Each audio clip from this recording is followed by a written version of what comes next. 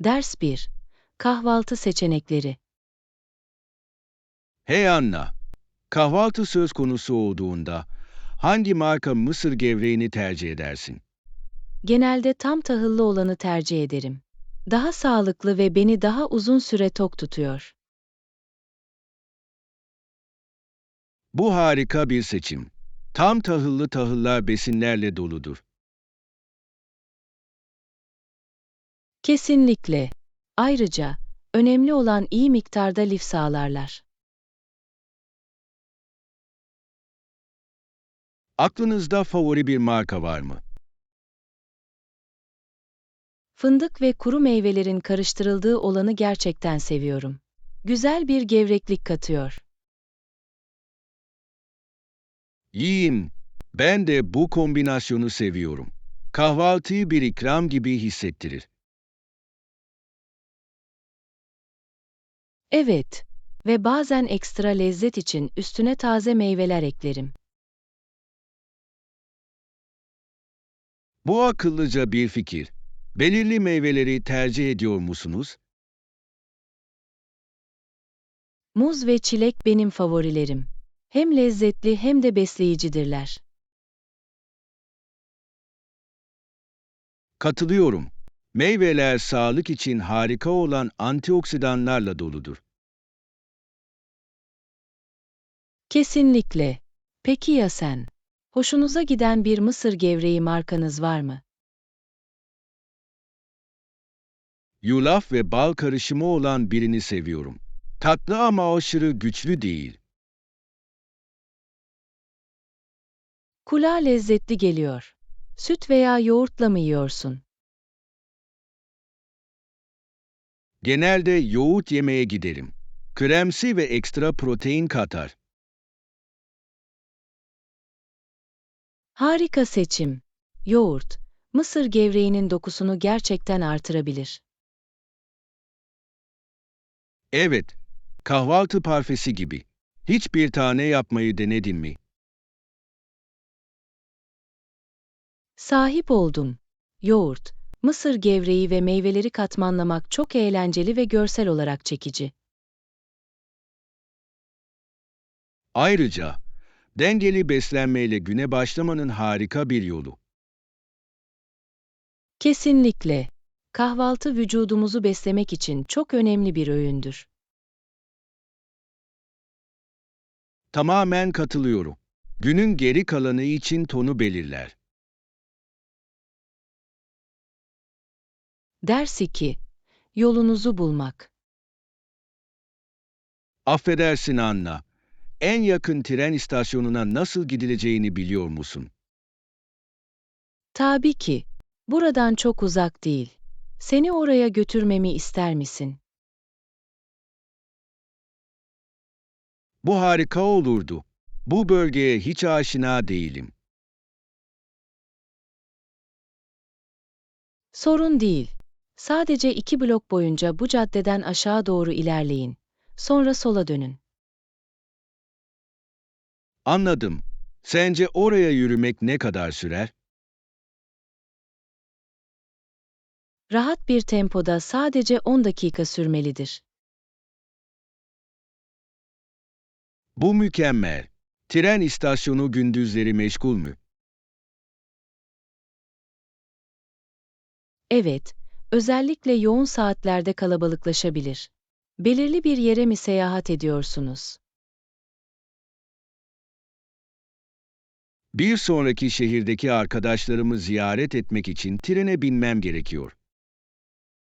Kulağa eğlenceli geliyor. Treninizin ne zaman kalkacağını biliyor musunuz?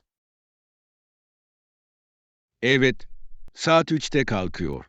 Bu yüzden yeterli zamanım olduğundan emin olmak istiyorum. İyi fikir. Son dakika stresinden kaçınmak için her zaman erken gelmek en iyisidir. Kesinlikle. Treni kaçırmaktan nefret ederim. İstasyon hakkında bilmem gereken başka bir şey var mı?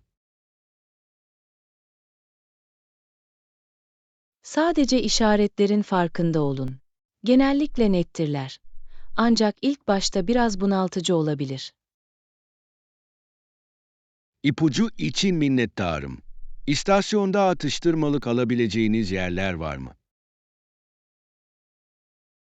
Evet, birkaç kafe ve büfe var. Bir kahve alabilir veya hızlı bir şeyler atıştırabilirsiniz. Bunu bilmek faydalı. Trenimden önce uğradığımdan emin olacağım. Treninizin platformunun kalkış panolarına göz kulak olmayı unutmayın. Teşekkürler Anna. Şimdi kendimi daha hazırlıklı hissediyorum. Yardımınız için minnettarım. Ders 3. Doğru markayı seçmek. Hey Anna, yeni bir akıllı telefon için pazardayım. Ama hangisini alacağımdan pek emin değilim. Bu konuda yardımcı olabilirim. Bir akıllı telefonda hangi özellikleri arıyorsunuz? İyi bir kamera ve uzun pil ömrü istiyorum. Fotoğraf çekmeyi seviyorum. Bunlar önemli. Belirli markaları düşündünüz mü?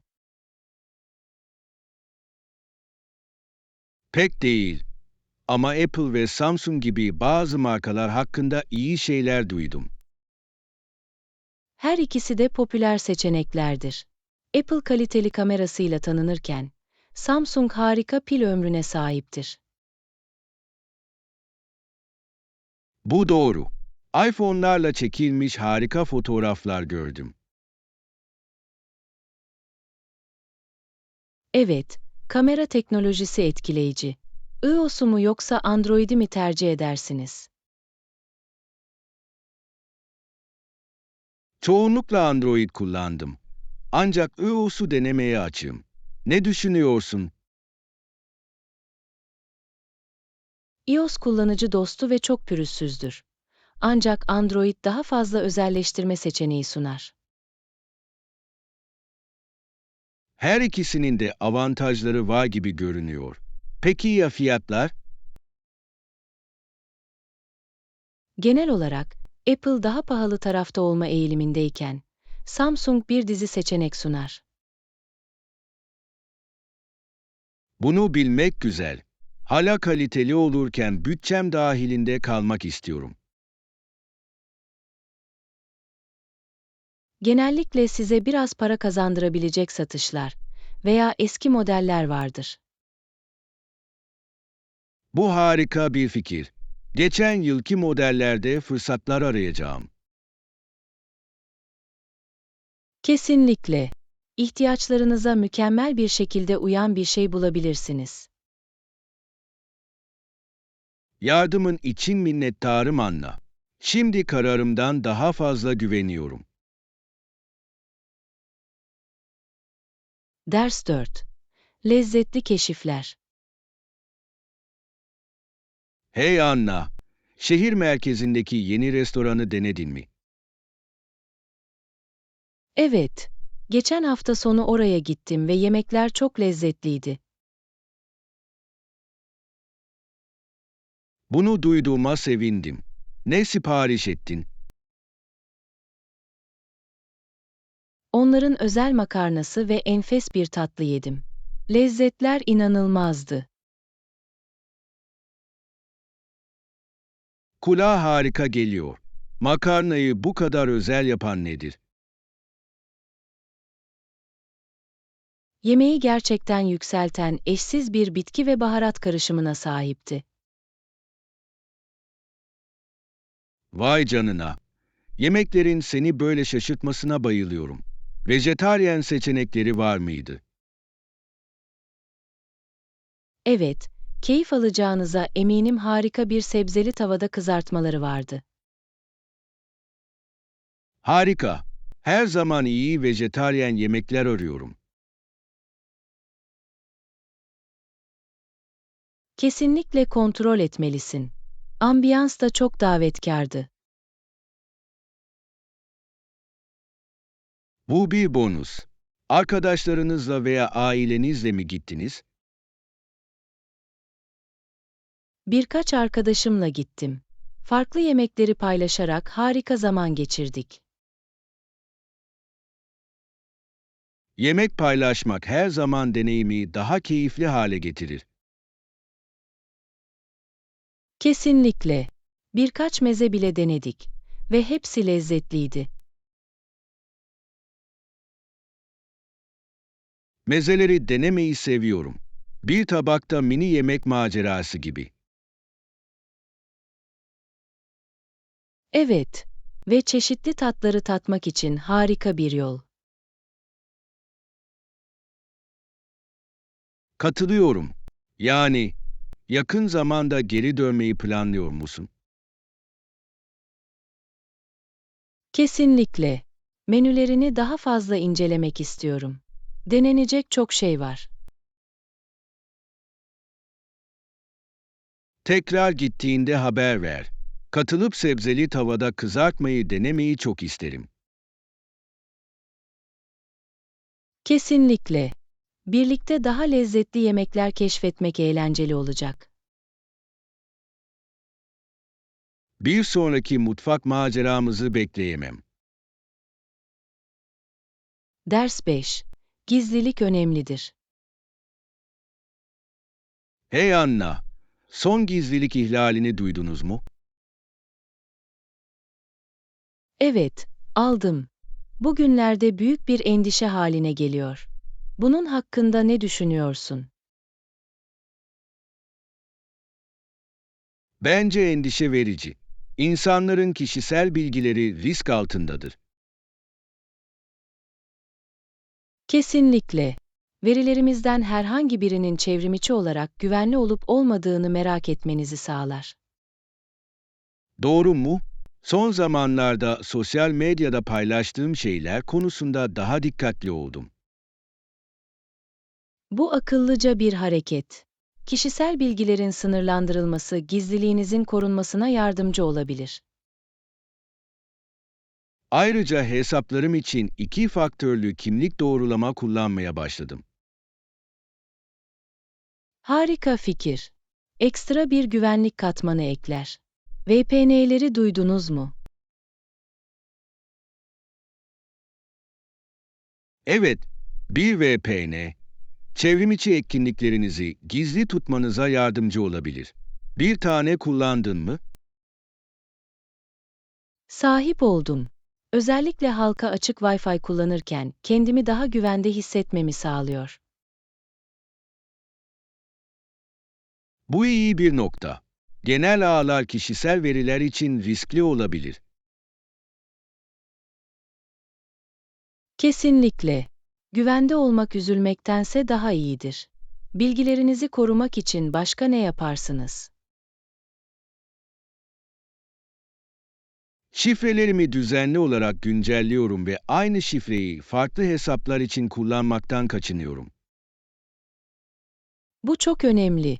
Benzersiz şifreler kullanmak, bilgisayar korsanlarının birden fazla hesaba erişmesini engelleyebilir. Ayrıca yeni hizmetlere kaydolmadan önce gizlilik politikalarını okumaya başladım. Bu etkileyici. Birçok insan bunları görmezden gelir. Ancak anlamak önemlidir. Katılıyorum. Şirketlerin verilerimizi nasıl kullandığını bilmek, bilinçli seçimler yapmamıza yardımcı olabilir. Ayrıca, herhangi bir güvenlik güncellemesi veya ihlali hakkında bilgi sahibi olmak çok önemlidir. Kesinlikle. Bu dijital çağda farkındalık anahtardır. Bunu tartıştığımıza sevindim.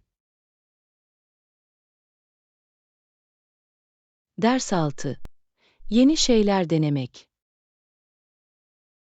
Hey Anna, son zamanlarda gevşemiştim. Bu yüzden farklı bir şey denemeyi düşündüm.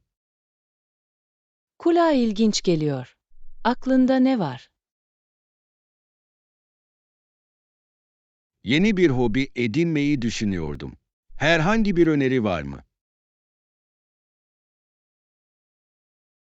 Resim yapmaya ne dersin? Kendinizi yaratıcı bir şekilde ifade etmenin harika bir yolu. Resim yapmak kulağa eğlenceli geliyor. Daha önce hiç denemedim.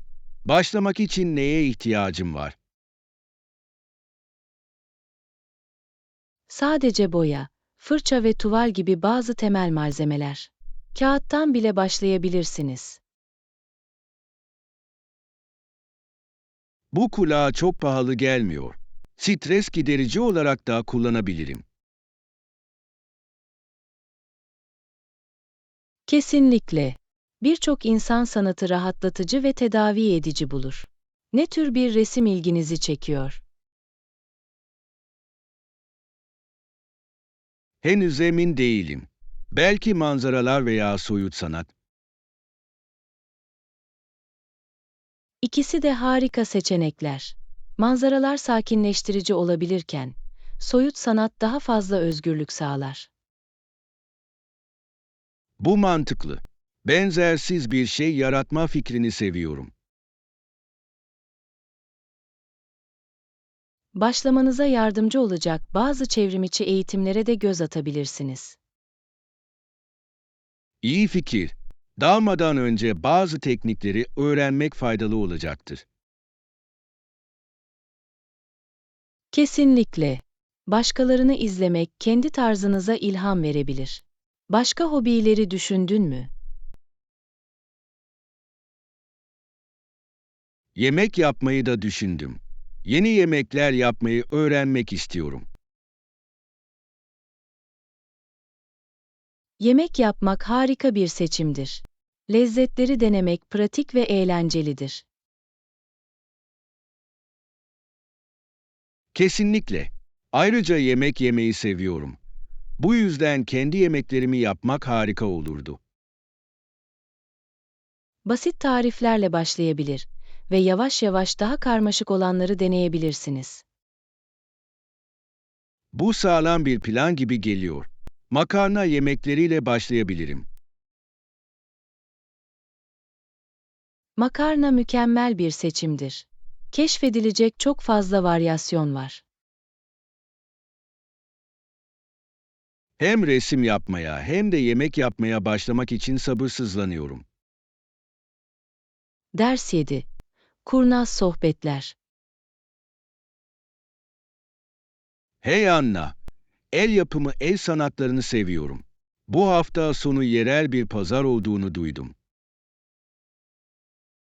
Kulağa harika geliyor. Ben de el yapımı eşyaları seviyorum. Ziyaret etmeyi planlıyor musun? Kesinlikle. Ziyaret ettiğimden emin olacağım. Göz atılacak yerler için başka öneriler var mı? Yakınlarda sevimli küçük bir sanat galerisi var. Yerel sanatçıların çalışmalarını sergiliyor. Kulağa ilginç geliyor. Benzersiz bazı sanat eserleri görmek isterim. Ne tür bir sanat sergilediyorlar? Resimlerden heykellere kadar çeşitlilikleri var. Yerel yetenekleri takdir etmenin harika bir yolu. Yeni sanatçılar keşfetmekten zevk alıyorum. Favori bir zanaat türünüz var mı? Çömlekçiliği gerçekten seviyorum. El yapımı seramik parçalarda özel bir şey var. Çömlekçilik güzeldir. Onu yaratmanın yeteneğine hayranım. Hiç çömlek yapmayı denediniz mi?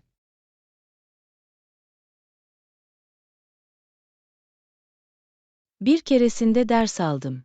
Sıfırdan bir şeyler yaratmak zorluydu ama çok ödüllendiriciydi. Kulağa eğlenceli bir deneyim gibi geliyor. Bir gün denemeyi çok isterim. Yapmalısın.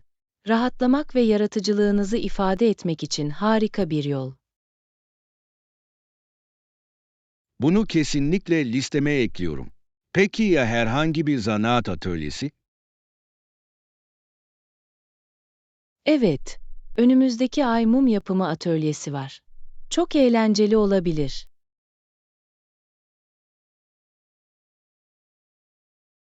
Mum yapımı kulağa ilgi çekici geliyor. Her zaman kendi kokularımı nasıl yapacağımı öğrenmek istemişimdir. Sahip olmak harika bir beceri. Ayrıca, ev yapımı mumlar mükemmel hediyelerdir. Bu doğru. Hatta onları arkadaşlar ve ailem için kişiselleştirebilirim. Kesinlikle. Özel bir dokunuş katıyor. İlgilendiğiniz başka el sanatları var mı? Örgü konusunda da merak ediyorum. Gerçekten güzel örme ürünler gördüm. Örgü harika. Sıcak ve rahat bir şey yaratmak tatmin edicidir. Sanırım bunu da keşfedeceğim. Denemek için çok fazla el işi. Ders 8. Olimpiyat bağlantıları. Hey Anna, Amerikan TV şirketi ABC ile olimpiyat oyunları arasında geliştirilen iş ilişkisini fark ettiniz mi? Evet, aldım. Medya ve sporun nasıl etkili bir şekilde işbirliği yapabileceğinin açık bir örneğidir. Kesinlikle. Ortaklıkları olimpiyatları deneyimleme şeklimizi önemli ölçüde değiştirdi. Kesinlikle. ABC, oyunların heyecanını oturma odalarımıza getirip, herkes için erişilebilir hale getiriyor. Ve sporcuların hikayelerini sergilemek için harika bir iş çıkarıyorlar. Bu da kişisel bir dokunuş katıyor. Bu doğru. İzleyicilerin performanslarının ötesinde sporcularla bağlantı kurmasına yardımcı olur. Aynı zamanda sporcuların görünürlüğünü artırır ve onlar için daha fazla sponsorluk fırsatına yol açabilir. Kesinlikle. Ne kadar fazla maruz kalırlarsa, onay çekme olasılıkları o kadar artar. Artı, olimpiyatlar sırasında izleyicilerini artırarak ağlara fayda sağlar. Evet, oyunlar sırasındaki derecelendirmeler genellikle çok yüksektir. Bu da reklam geliri için mükemmeldir. Bu bir kazan-kazan durumu. Sosyal medyanın bu ilişki üzerindeki etkisi hakkında ne düşünüyorsunuz? Sosyal medya her şeyi büyüttü. Hayranlar olayları izlerken gerçek zamanlı olarak etkileşime girebilir. Doğru mu? Olimpiyat ruhunu geliştiren küresel bir destekçi topluluğu yaratır. Sporcuların deneyimlerini doğrudan hayranlarıyla paylaşmalarını sağlayarak daha derin bir bağlantı kurmalarını sağlar.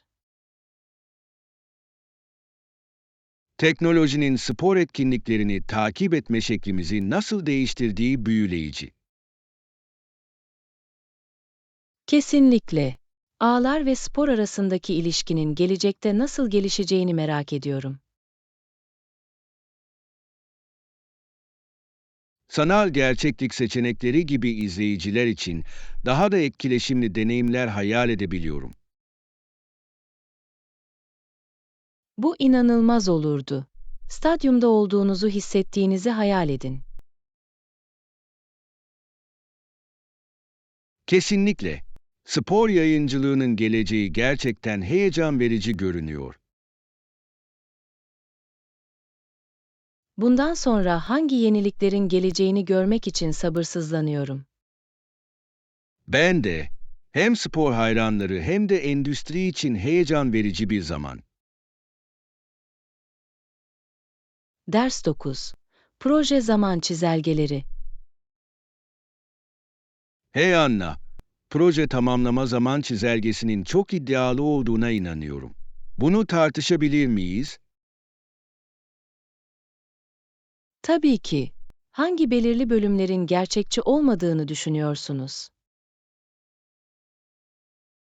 Araştırma aşamasının çok kısa olduğunu düşünüyorum.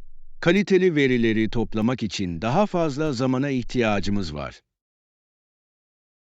Bu mantıklı. Bu aşamayı acele etmek, önemli ayrıntıların gözden kaçmasına neden olabilir. Kesinlikle. Ve sağlam veri elde edemezsek tüm projeyi etkileyebilir. Katılıyorum. Belki bu aşamayı birkaç hafta uzatabiliriz. Bu yardımcı olur. Bulgularımızı derinlemesine analiz etmemiz için bize daha fazla alan verecektir. Harika fikir. Peki ya geliştirme aşaması? Bunun yolunda olduğunu mu düşünüyorsun? Mevcut programın beklenmedik sorunlara izin vermediğinden endişe ediyorum. Doğru. Projelerin sürprizlerle karşılaşması yaygındır. Bir tampon dönemi akıllıca olacaktır. Evet, oraya biraz fazladan zaman eklersek takım üzerindeki stresi azaltacaktır. Ve daha kaliteli çalışmalara izin verecektir. Elimizden gelenin en iyisini yapmak istiyoruz. Değil mi? Kesinlikle. Geri bildirim aşamasını da dikkate almalıyız. Ne zaman girdi toplamayı planlıyoruz? Bence bunu geliştirmeden hemen sonra planlamalıyız. Ancak, revizyonlar için daha fazla zamana ihtiyacımız olabilir. İyi nokta. Geri bildirim ve ayarlamalar için yeterli zaman ayırdığımızdan emin olalım. Peki, revize edilmiş bir zaman çizelgesi hazırlayıp bir sonraki toplantıda sunmaya ne dersiniz? Bu sağlam bir plan gibi geliyor. Ayarlamalar üzerinde çalışmaya başlayacağım. Mükemmel. Takım işbirliği, bu projeyi başarılı kılmanın anahtarıdır. Tamamen katılıyorum. Süreç boyunca iletişimi açık tuttuğumuzdan emin olalım. Ders 10. Gıda güvenliği. Hey Anna, yetersiz beslenmenin artık birçok alanda yaygın olmaması şaşırtıcı. Kesinlikle. İnsanların artık acıkma konusunda endişelenmemesi çok rahatlatıcı. Doğru mu? Gıda güvenliği ve beslenmeye erişim açısından ne kadar ileri gittiğimizi gösteriyor. Gerçekten yapıyor. Sizce bu olumlu değişime ne katkıda bulundu? Daha iyi tarım uygulamalarının ve beslenme konusunda artan farkındalığın bir kombinasyonuna inanıyorum. Kesinlikle. Eğitim, insanların daha sağlıklı gıda seçimleri yapmalarına yardımcı olmada çok önemli bir rol oynar. Kesinlikle. Ve teknoloji ile çiftçiler artık daha küçük arazilerde daha fazla yiyecek üretebilirler. Bu etkileyici. Hidroponik ve dikey tarım gibi yenilikler oyunun kurallarını değiştirir. Gerçekten öyleler. Kentsel alanlarında bu yöntemleri nasıl benimsediğini görmek büyüleyici. Evet, kentsel tarım sadece taze ürünler sağlamakla kalmaz. Aynı zamanda topluluk bağlarını da güçlendirir. Ve yiyeceklerin uzağa gitmesi gerekmediğinden karbon ayak izini azaltır. Bu harika bir nokta. Yerel gıda sistemleri sürdürülebilirlik için gereklidir. Sürdürülebilirlikten bahsetmişken, bitki bazlı diyetler hakkında ne düşünüyorsunuz? Bence daha popüler hale geliyorlar ve kaynaklarımız üzerindeki baskıyı azaltmaya yardımcı olabilirler. Kesinlikle. Ayrıca, Yemekleri heyecan verici hale getiren çeşitli tatlar ve dokular sunarlar. Doğru. Şu anda kaç tane lezzetli bitki bazlı tarif olduğu şaşırtıcı. Birkaçını denedim ve ne kadar tatmin edici olabileceğine şaşırdım. Burada da aynı. Bitki bazlı seçenekler sunan daha fazla restoran görmek güzel. Evet, herkes için daha sağlıklı beslenme alışkanlıklarına doğru, olumlu bir geçiş gibi geliyor. Umarım bu eğilim devam eder. Çünkü hem sağlığımıza hem de gezegene fayda sağlar. Ben de daha sağlıklı bir nüfus ve çevre takip etmeye değer hedeflerdir. Ders 11. Kaliteli zaman. Hey Anna, mola vermenin ve sevdiklerinizle kaliteli zaman geçirmenin ne kadar önemli olduğunu düşünüyordum. Kesinlikle. Gerçekten zihnimizi yeniden şarj etmeye ve ilişkilerimizi güçlendirmeye yardımcı olur. Katılıyorum. Ancak bazen iş ve kişisel zamanı nasıl dengeleyeceğimi bilmekle mücadele ediyorum. Bu ortak bir meydan okumadır. Gevşemek için genellikle ne yaparsınız? Hafta sonlarını aile etkinlikleri için ayırmaya çalışıyorum. Ama bazen iş akıyor. Anlıyorum. Belki iş ve ev arasında net bir sınır oluşturabilirsiniz. Bu iyi bir fikir. Özel bir çalışma alanı oluşturmak, ikisini ayırmama yardımcı olabilir. Kesinlikle. Sınırlarınızı başkalarına da iletmek önemlidir. Evet, beklentileri belirlemek büyük bir fark yaratabilir. Peki ya sen? Nasıl idare ediyorsun? Düzenli aile gezileri planlıyorum. Bize dört gözle bekleyeceğimiz bir şey verir ve bizi bağlantıda tutar. Kulağa hoş geliyor. Birlikte ne tür aktiviteler yapmaktan hoşlanıyorsunuz? Yürüyüş yapmayı, masa oyunları oynamayı ve bazen sadece evde film geceleri geçirmeyi seviyoruz. Bunların hepsi eğlenceli geliyor. Bence basit aktiviteler en anlamlı olabilir. Kesinlikle. Önemli olan harcanan zamanın kalitesidir. Savurganlık değil. Çok doğru.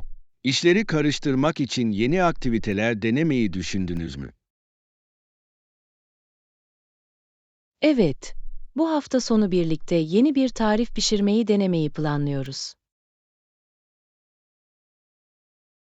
Bu heyecan verici. Yemek pişirmek, birlikte lezzetli yemeklerin tadını çıkarmanın ve tadını çıkarmanın harika bir yolu olabilir. Kesinlikle. Ayrıca, bir aile olarak yeni bir şeyler öğrenmek için bir şans.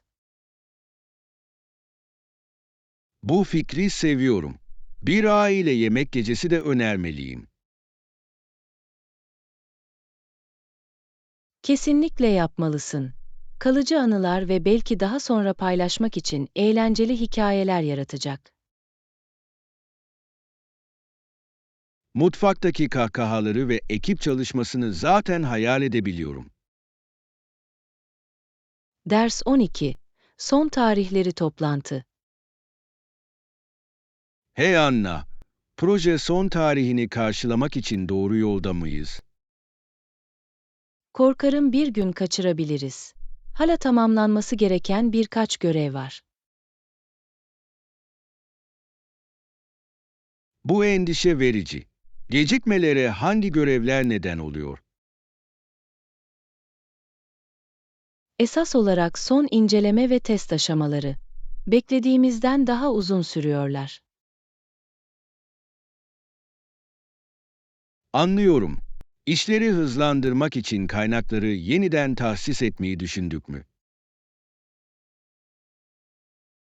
Evet, Test için fazladan bir ekip üyesi getirmeyi önerdim ama onaya ihtiyacımız var. Bu iyi bir fikir. Yeşil ışığı alabilirsek, yetişmemize yardımcı olabilir. Kesinlikle. Zaman çok önemlidir. Peki ya belgeler? Hazır mı?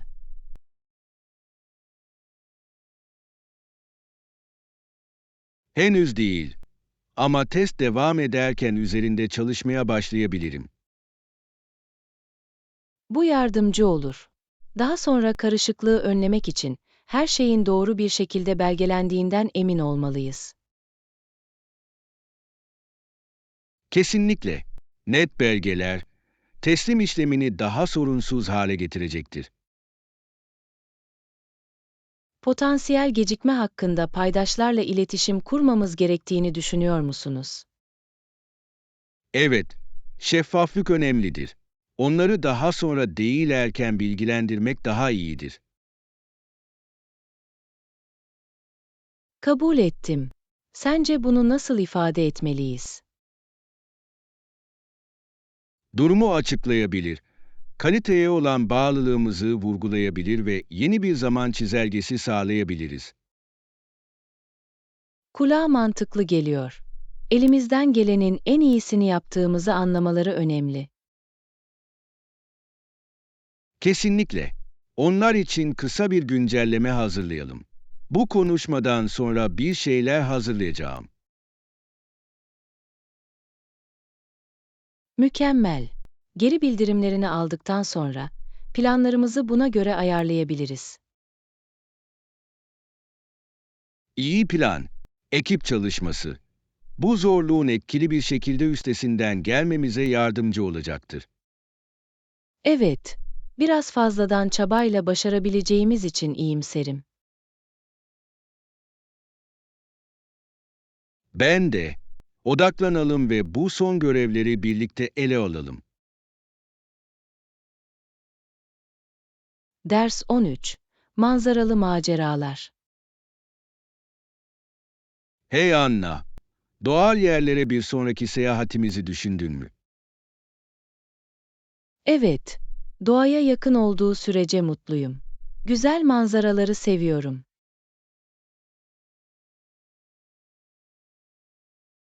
Burada da aynı. Dağlar, göller ve hatta plajlar harika olurdu. Kesinlikle. Doğanın huzurundan zevk alıyorum. Gerçekten rahatlamama yardımcı oluyor. Aklınızda belirli bir yer var mı? Geçen sefer bahsettiğimiz milli parkı düşünüyordum. Oh, kulağa harika geliyor. Oradaki yürüyüş parkurları nefes kesici. Evet, ve tepeden gelen manzaraların inanılmaz olması gerekiyor. Hadi gidelim.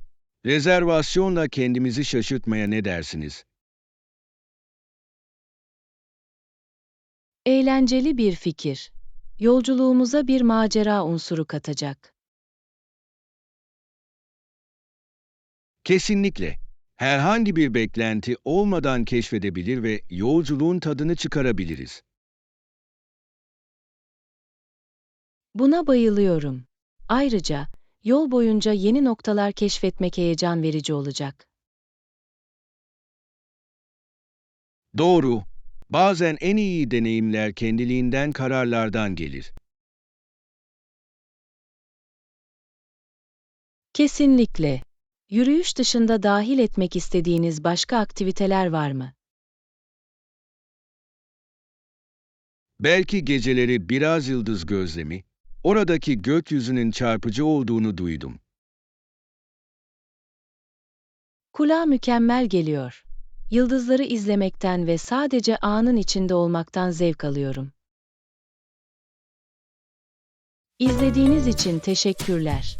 Lütfen abone olun, beğenin ve videolarımızı ve kanallarımızı paylaşın.